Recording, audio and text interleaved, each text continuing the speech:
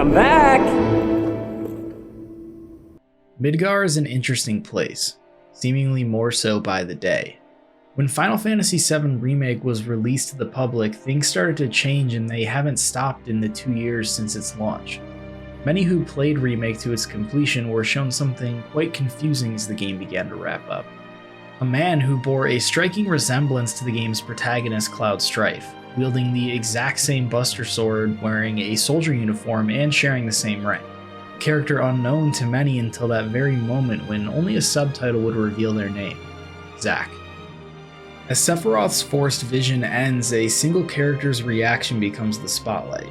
In the midst of the chaos, a new player would only have a single moment from their journey through Midgar to draw from in wondering who Zack is and why he's being shown now. Through the lens of Cloud, you sat with Aerith in Evergreen Park in the Sector 6 slums. Aerith begins to talk about someone who shared the same first-class rank as Cloud, the first person she ever loved. As his name is said, it's decided you as the player won't get to hear it. However, the spoken name causes quite the headache for Cloud.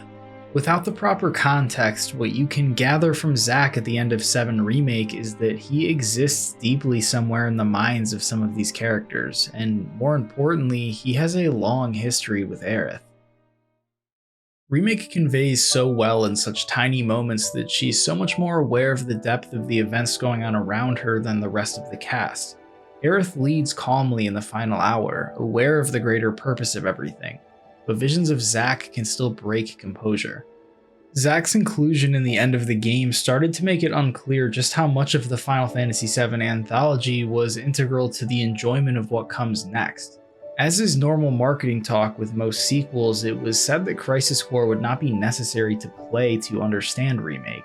However, in a post-Remake world, Crisis Core and Zack are as important as ever. The issue remained that there was no easy way to play it. It only ever existed on the PSP. The announcement of Crisis Core Reunion during the Final Fantasy VII Anniversary event made it clear that the story Rebirth plans to tell would be better consumed with Zack Fair's legacy at the front of your mind. Zack plays an immensely important role in the original Final Fantasy VII.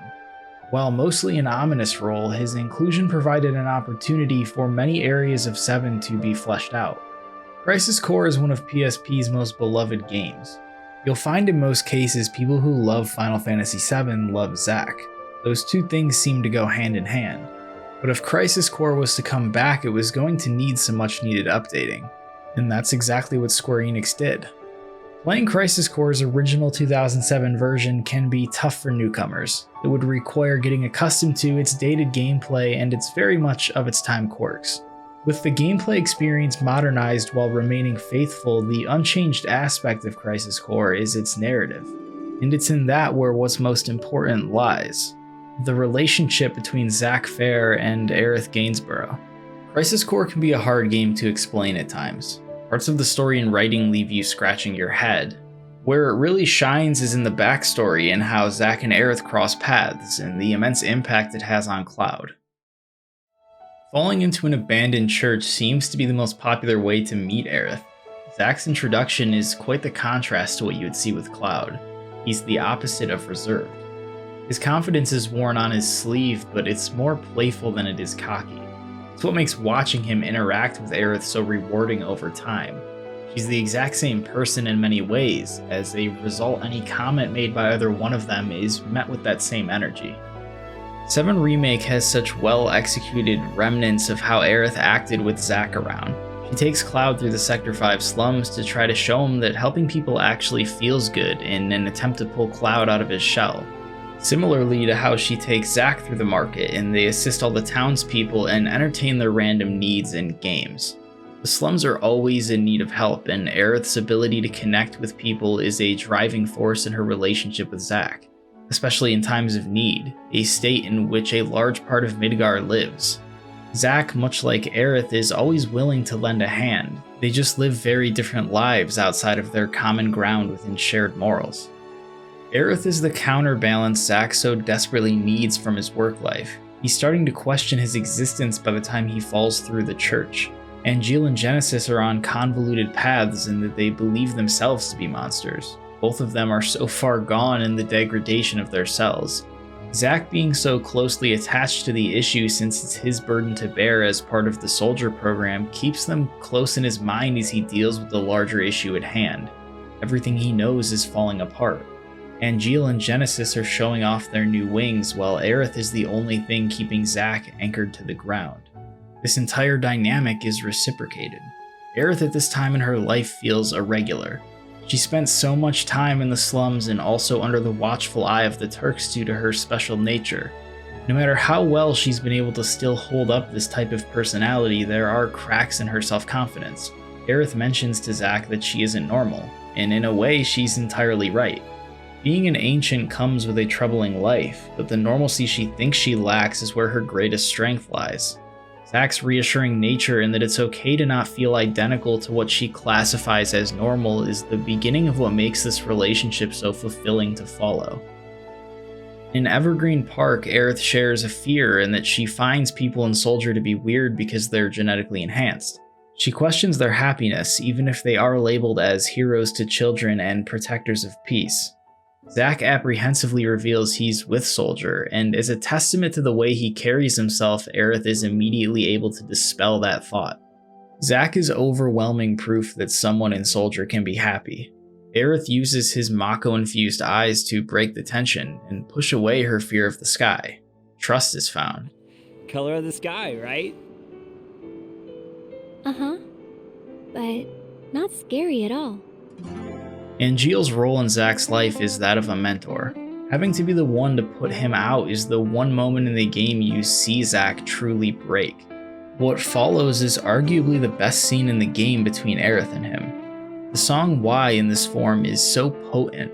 Regardless of how you feel about Angeal's role in the story, this song accompanied by what feels like the sequence of the game where Zack truly transforms is very well executed. There's a clear passage of time.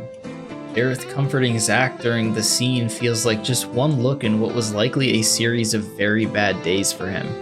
You can tell the relationship has gotten so much deeper off screen, and it feels right that way.